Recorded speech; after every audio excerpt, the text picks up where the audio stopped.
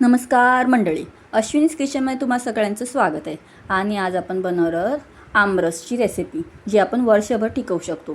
तर आमरसची ही रेसिपी वर्षभर टिकवण्यासाठी सर्वात आधी जे आंबे आहेत ते अर्धा तास तरी पाण्यामध्ये भिजत ठेवायचे आहेत, जेणेकरून त्याच्यामधला जो गरमपणा असतो तो कमी होईल. तर आपण अशा पद्धतीने हे आंब्याचं जे वरचं जे काळं भाग असतं ते काढून हलकंसं पिळायचं आहे, जेणेकरून ते पिळल्यावरती त्याच्यातली जी हीटिंग असते ती कमी होते. आणि अशा पद्धतीने अर्धा तास ते भिजत ठेवायचं आहे. मी ऑलरेडी अर्धा तास हे भिजत ठेवून झालेलं आहे.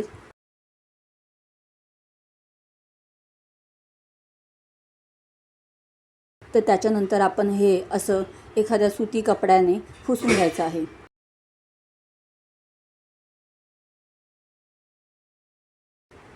आपण हे पुसून घेतल्याच्यानंतर एखाद्या प्लेटमध्ये हे ठेवायचं आहे. अशा पद्धतीने मी एक एक करत सर्व आंबे असे पुसून घेत आहे.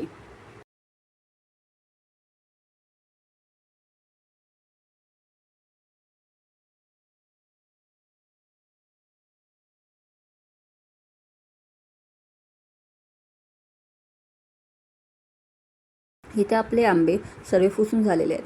तर इथे जे आपले आंबे आहेत ते आपण आता कापून घ्यायचे आहेत. आणि हे स्टोअर करण्यासाठी आपण स्टीलचा डबा घ्यायचा आहे. आणि दुसरं म्हणजे आपल्याला गरजेनुसार आपण साखर घेणार आहे, थोडी थोडी करत. सर्वात आधी आपले जे आंबे आहेत ते अशा पद्धतीने कापायचे आहेत.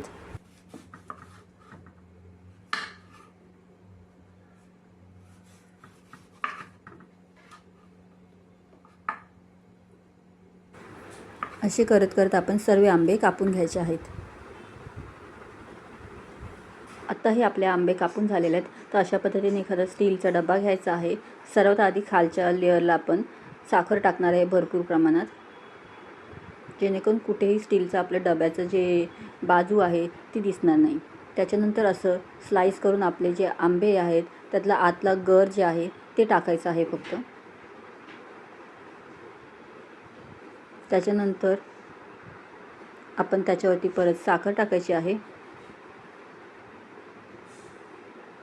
आणि पुन्हा आपण दुसरी लेअरसाठी आंब्याचं जे आतलं जे गर आहे तेवढंच टाकायचं आहे. एक साखरेचं लेअर टाकल्याच्यानंतर आपण त्याच्यावरती पुन्हा आंब्याचं गराचं लेअर टाकायचं आहे. आणि त्याच्यानंतर परत साखरेचं लेअर टाकायचं आहे. आणि त्याच्यावरती परत आंब्याचं गर टाकायचं आहे. अशा पद्धतीने आपण पूर्ण असा डबा भरायचा आहे. मला इथे 3 ते 4 वाट्या साखर लागलेली आहे. तर अशा पद्धतीने तुम्ही हे आमरसाचा डबा वर्षभर टिकवण्यासाठी बनवू शकता. हे खराब होत नाही फ्रीजमध्ये. आणि जेव्हा तुम्हाला बनवायचं असेल तेव्हा ते आमरसाचा डबा काढायचा, त्याच्यामध्ये दूध टाकायचं, आपल्याला हवं तेवढं आमरस टाकून त्याच्यामध्ये थोडंसं दूध टाकायचं आणि साखर टाकून मिक्सरला वाटून ते आमरस आपण सर्व करू शकतो.